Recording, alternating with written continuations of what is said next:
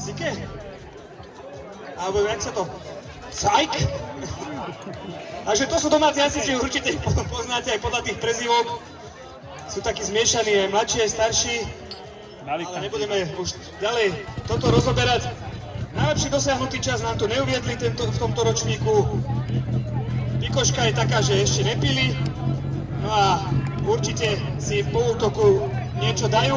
Také moto. Nebudem to čítať doslovne, aby ste neboli pohoršení. Ale samozrejme všetko s rezervou a v rámci srandy. Chalani takisto už dneska sú na nohách od rána, nakoľko tu boli na detskej súťaži a ešte ich čaká nejaká tá šichta.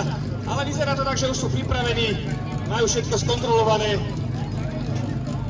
No a za malú chvíľočku budú takisto aj oni utekať terčom a budú chcieť dosiahnuť čo najlepší čas na domácej súťaži tu v Horníkoch na 3. kole Západoslovenskej hasičskej ligy.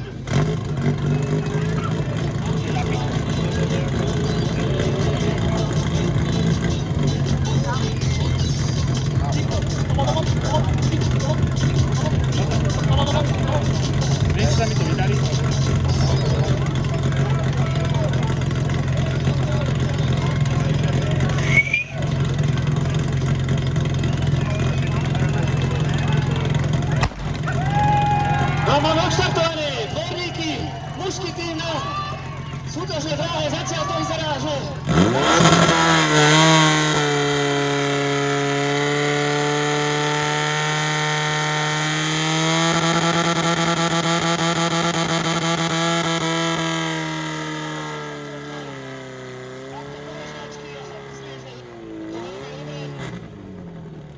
Celkom fajn by bol ten čas, keby bol výsledný na pravej strane 15.84, ale bohužiaľ položiačky na ľavom prúde bolo zostrelených až za 17.24, takže to boli domáci hasiči